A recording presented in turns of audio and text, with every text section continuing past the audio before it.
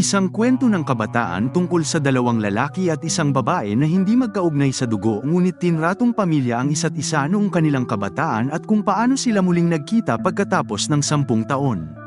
Ngayon ay balikan natin ang unang yugto ng Korean series na Family by Choice mula sa taon ng 2024. Ang kwento ay nagsisimula sa batang si Jo-won at pinapakita na tinuturuan sila ng kanilang guro ng alpabeto at hiniling sa bawat estudyante na magbigay ng random na salita na nagsisimula sa isang random na alpabeto. At habang nagbibigay ang mga bata ng maraming salita, nahihirapan si Jo-won at hindi ito makapagbigay ng tamang sagot. Pagkatapos ay tinukoy ng guro ang salitang window ngunit sa halip na sabihin nitong window isinigaw ni Jo-won ang salitang widow na siyang sitwasyon talaga ng kanyang ama. Ang kanyang ina ay pumanaw na at isinigaw nito sa lahat na ang isang widower o byudo ay kayang gawin ng lahat pati ang pagbibigay sa kanya ng isang kapatid. Ang guro ay tila nalito kung paano ipapaliwanag kung ano ang ibig sabihin ng isang byudo sa mga bata. Samantala si Jong na siyang ama ni Jo-won ay nagpapatakbo ng isang maliit na restaurant at mahusay din sa pagluluto. At nang makauwi si Jo-won mula sa paaralan, sinalubong siya ni Jong at inasar siya ng iba pang bata kung talaga bang mabibigyan siya ng kanyang ama ng isang kuya. Ikinagalit ito ni Jong at nagtanong ito kay Jo-won kung sino ang nagsabi sa kanya na isa siyang byudo. Binanggit ni Jo-won ang kanilang matandang kapitbahay na si Samin na pinagmamasdan sila sa malapit at pinaliwanag ni Jong sa bata na hindi dapat ito naniniwala sa mga sinasabi ni Samin dahil maaari itong magsinungaling. Ang mag-ama ay nagtungo sa isang paglalakad at sinabi sa kanya ni Jong na kung talagang gusto nito ng nakakatandang kapatid kailangan makipag-date ng kanyang tatay at silang dalawa ay naguluhan sa kanilang usapan. At habang naglalakad nakita nila ang isang pamilya na lumilipat sa kanilang gusali at ang pamilya ni Mr. Kim na siyang isang pulis. Si Mr. Kim ay may anak na lalaki na si Sana at nang makita siya ni Jo-won tumakbo ito sa kanya at mabilis na nakipagkilala at tinawag siyang kuya. Gayunpaman tinaboy ni Sana ang kanyang kamay at hindi komportable sa kanyang mga aksyon. Nakipag-usap si Jong kay Mr. Kim at inimbitahan siya sa kanyang restaurant at nagtanong ito kung binubuo lamang ba ng tatlo ang pamilya ni Mr. Kim dahil si Jong at ang kanyang anak ay nakatira sa ikalawang palapag habang ang pamilya ni Mr. Kim ay lilipat sa ikatlong palapag. Tumawa si Mr. Kim ngunit ang kanyang asawa ay tila nairita at nagtanong kung bakit nila masyadong pinag-uusapan ang pamilya ng isa't isa. At sa bahay ang ina ni Sana ay nagpatuloy na sumisigaw kay Mr. Kim at hinahagis ang mga gamit sa bahay sa pagkabigo nito dahil ayaw nitong lumipat sa lugar na yon. At nang marinig ang pagtatalo ang mga kapitbahay ay tumawag ng pulis at nang dumating ang opisyal at nakita si Mr. Kim mabilis silang humiling ng tawad dahil hindi nila napansin na bahay niya ito.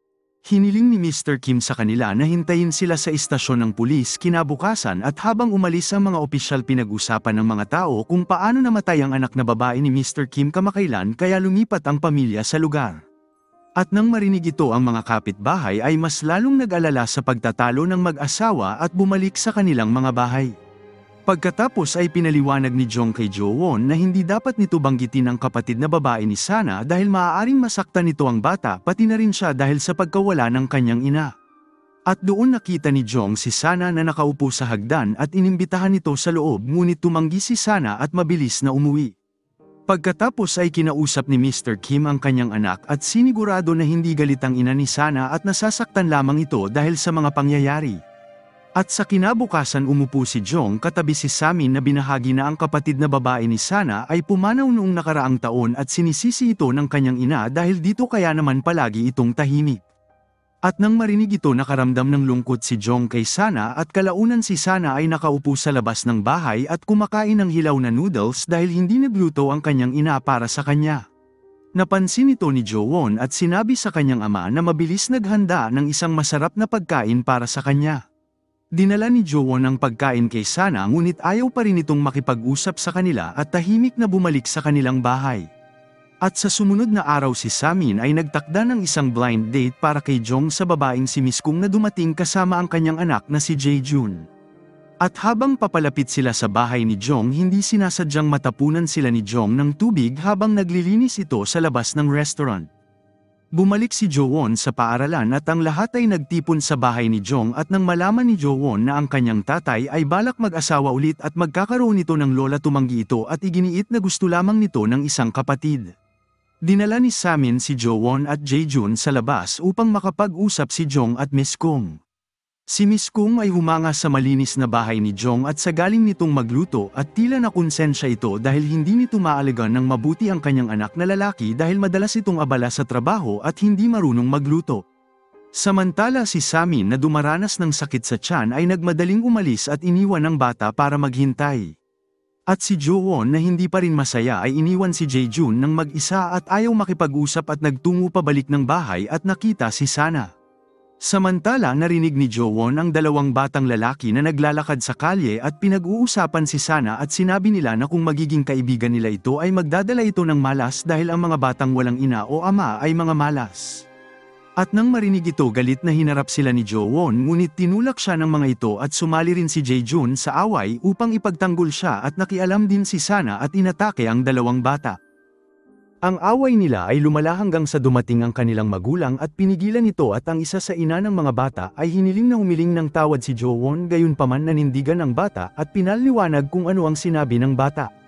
At dahil napahiya na pagtanto ng ina ng bata na siya ang nagturo sa kanyang anak ng mga ganoong ideya at nagpasya na hayaan na lang ang mga bagay. At habang naghanda itong umalis nagsalita si Jong at hiniling sa ina ng bata na humingi ng tawad kay Sana na ginawa naman nila bago umalis. At pagkatapos ng pagtatalo nakangiti si Jae-jun kay Jong at malinaw na nakikita siya bilang isang ama at nais nitong manatili kay Jong at inimbitahan sila ni Jong para kumain. At sa hapagkainan inasikaso ni Jong si Jae-jun nang paulit-ulit habang si Jo-won ay kinukuha ang pagkain at binabahagi ito kay Sana. Ang lahat ay masaya sa sandaling yun ngunit kalaunan ay sinamahan ni Jong si Jun at ang kanyang ina para maghintay ng bus at hiniling kay Sana na tignan si Jo-won. Ang dalawang bata ay nagtungo sa parke upang maglaro kung saan tinutokso ni Jo-won si Sana sa pamamagitan ng paghabol sa kanya dala ang isang bulate dahilan upang tumakbo at muling tumawa si Sana sa matagal na panahon. At habang nakatingin sa bintana ang ina ni Sana ay labis na hindi natuwa at pagkatapos binisita ni Sana ang bahay nila Jo-won at tinignan nila ang isang family album. At nang makita ang ina ni Jo-won sa litrato pinaliwanag nito kay Sana na kung namimiss nito ang kanyang kapatid na babae maaari nitong tignan ang kanyang larawan.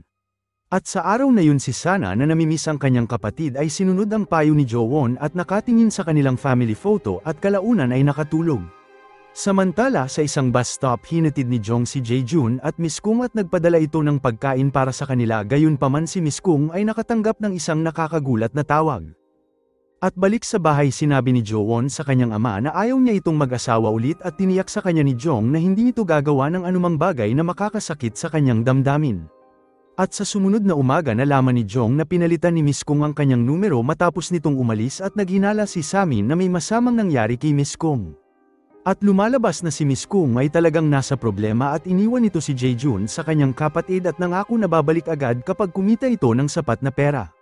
Samantala si Mr. Kim kasama ang kanyang kaibigan ay nagtungo sa restaurant ni Jong kung saan pinayuhan siya ni Samin na isama nito ang kanyang asawa upang pasayahin ito at maiwasan ang karagdagang pagtatalo.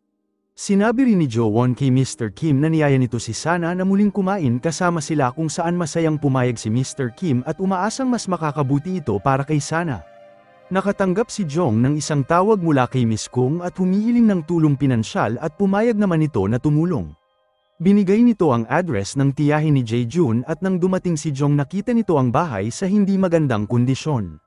Si Jae-jun ay naninirahan sa makalat na lugar at nabubuhay sa instant noodles at labis itong kinalungkot ni Jong at ibinigay kay Jae-jun ang pagkain na dinala nito. Nagtanong si Jong sa tiyahin ni Jae-jun kung maaari nitong alagaan ang bata hanggang sa bumalik ang kanyang ina at mabilis na pumayag ang tiyahin nito at masaya ding gustong sumama ng bata sa kanya. Samantala bumalik si Sana mula sa paaralan at pinagtapat kay Jo-won na ang kanyang ina ay hindi talaga galit ngunit nasasaktan lamang ito dahil hindi sila masyado nitong nag-uusap. Gayunpaman nang dumating si Sana sa bahay nakita nito ang kanyang magulang na nagtatalo at plano ng kanyang ama na dalhin sana ito sa paglalakad ngunit nang makita nito ang litrato nila sa drawer ni Sana labis itong nagalit. Sinisisi nito si Sana sa pagkamatay ng kanilang anak na babae at inakusahan nito na walang ginawa upang iligtas ito nang pareho silang walang kasama sa bahay. At ngayon tuwing nakikipag-ugnayan sila sa mga kapitbahay mas lalo itong nagagalit lalo na tuwing masaya si Sana kasama ni Jo-won. Sinubukan ni Mr. Kim na magdahilan sa kanya at pinaalala sa kanya na si Sana ay 8 gulang pa lamang ngunit tumanggi itong makinig at nagbanta na umalis ng bahay. Nasaktan si Sana at hiniling sa kanyang ina na umalis at nangako ito na hindi na ito makikipaglaro kay Jo-won at hindi na rin kakain sa kanilang bahay, ngunit ikinulong nito ang kanyang sarili sa silid at iniwan si Sana na naghihinagpis. At sa kabilang banda si Jo-won ay hindi nasiyahan sa pananatili ni Jae-jun sa kanila at nagalit ito nang tinukoy ni Jae-jun si Jong bilang ama. Ang selos nito ay lumala at nagalit ito sa kanyang ama pati na rin kay Jae-jun.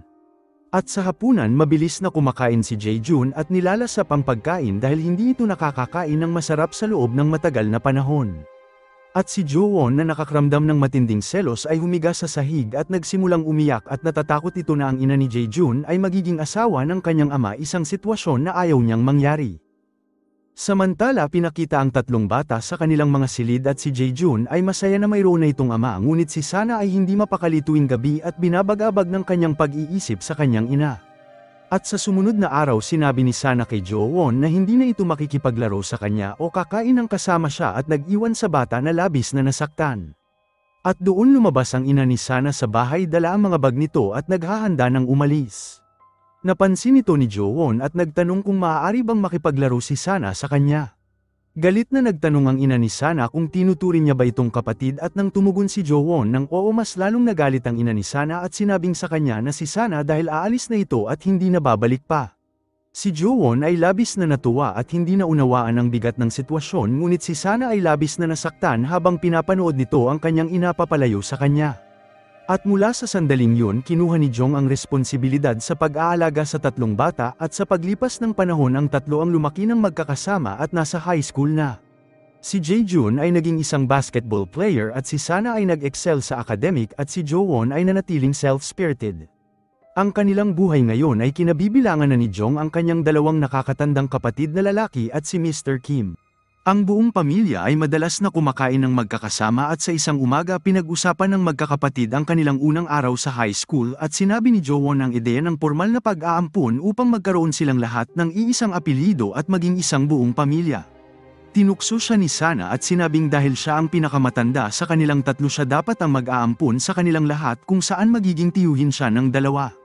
Tumawa ang magkakapatid ngunit tumayo si Jo-won at tila nagagalit at iginiit nito na ang pagkakaroon ng karaniwang pangalan ng pamilya ay mahalaga para sa kanila. Ang eksena ay lumipat sa kanilang kabataan at mula doon si Sana ay madalas na nagdadala ng pagkain para kay Jo-won at Jae-jun kasama na ang isang limited edition na pagkain na gustong-gusto ni Jae-jun. Dinala ni Jo-won ang pagkain sa paaralan upang ibahagi ito sa kanyang matalik na kaibigan, ngunit ang isang batang babae ay inakusahan siya ng pagnanakaw nito at sinabing hinahanap niya ito sa maraming tindahan. Ang kanilang pagtatalo ay lumala at si Jo-won ay naging target ng pambubuli.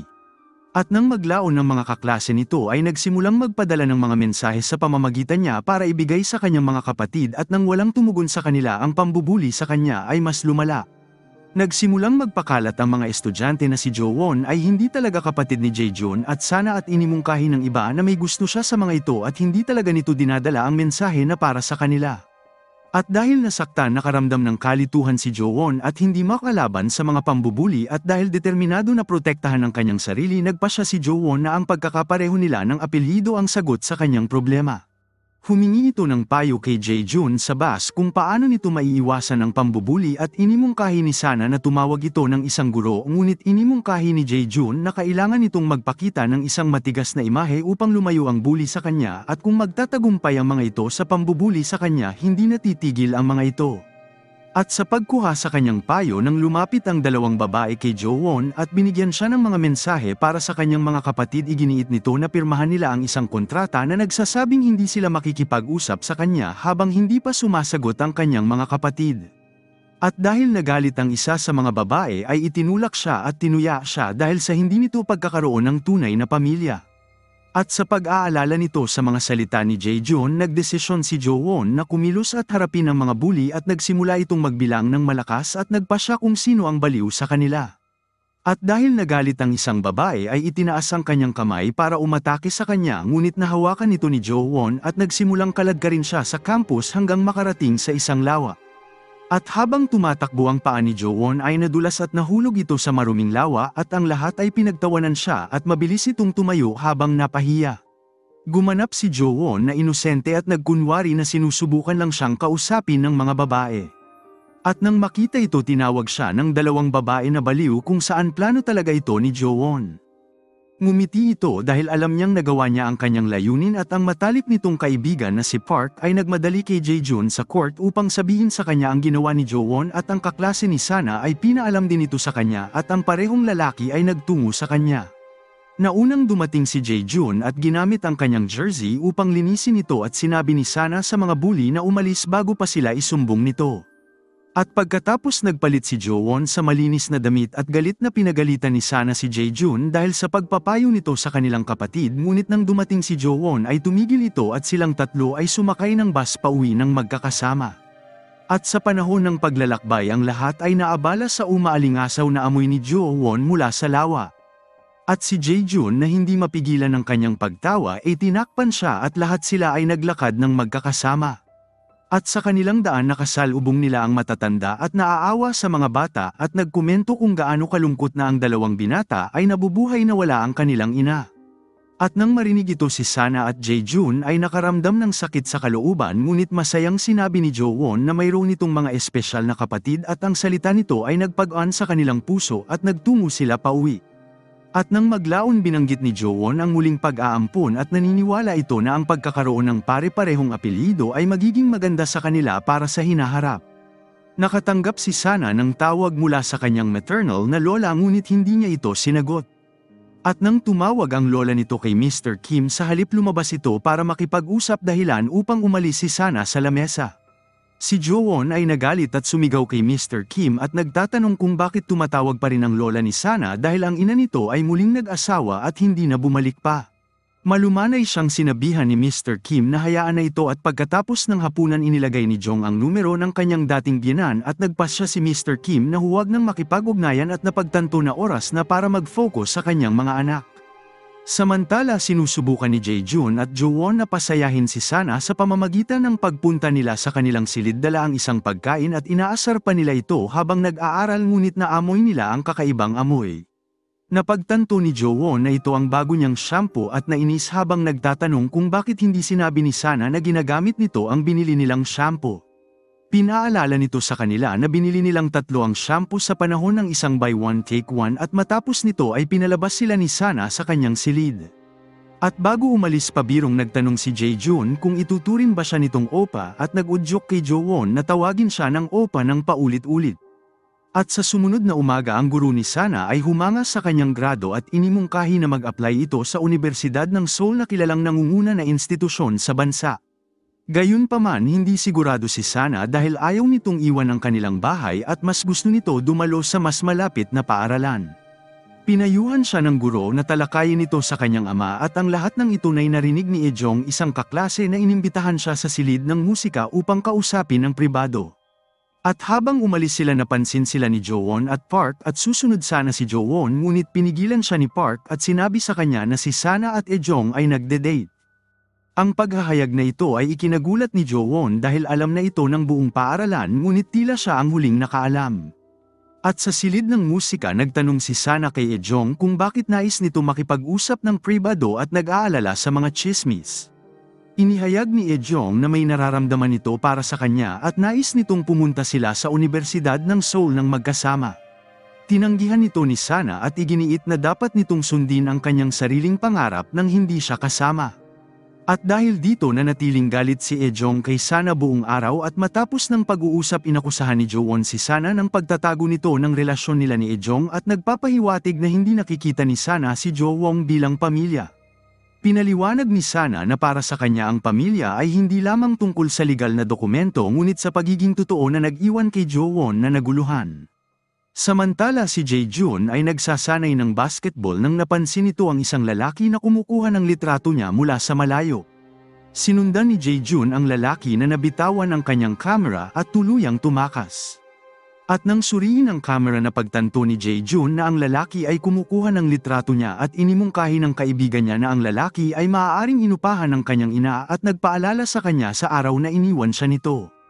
At nang maglaon ng tiyahin ni Jae-jun ay binisita si Jong na may dalang regalo para sa mga bata at nagpasalamat si Jong sa kanya ngunit malinaw na hindi gusto ni Sammy ng tiyahin ni Jae-jun pati ang ina nitong si Miss Kung dahil tila inabandona nila ito. At sa labas binati ni Jae-jun ang kanyang tiyahin at habang naghanda na itong umalis pinayuhan siya nito na palaging suklian ang kabutihan ni Jong dahil inalagaan sila ng mabuti nito. At balik sa bahay tumanggi si Jo-won na maghapunan dahil nagtatampo ito kay Sana at hinulaan ni Jong na nagtalo sila ni Sana at nag-udyok sa kanya na umalis.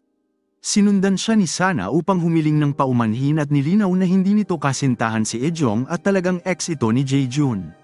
Nagpaganito sa nararamdaman ni Jo-won at bumalik ito upang saluhan ang kanyang pamilya para sa hapunan. Ngunit nanatili itong malayo kay Jae-jun at nagalit dahil hindi nito sinabi ang totoo sa kanya. At sa sumunod na araw sa paaralan nagsimulang hindi pansinin ni Jo-won si Jae-jun at nagtanong ito kay Sana kung ano ang sinabi niya.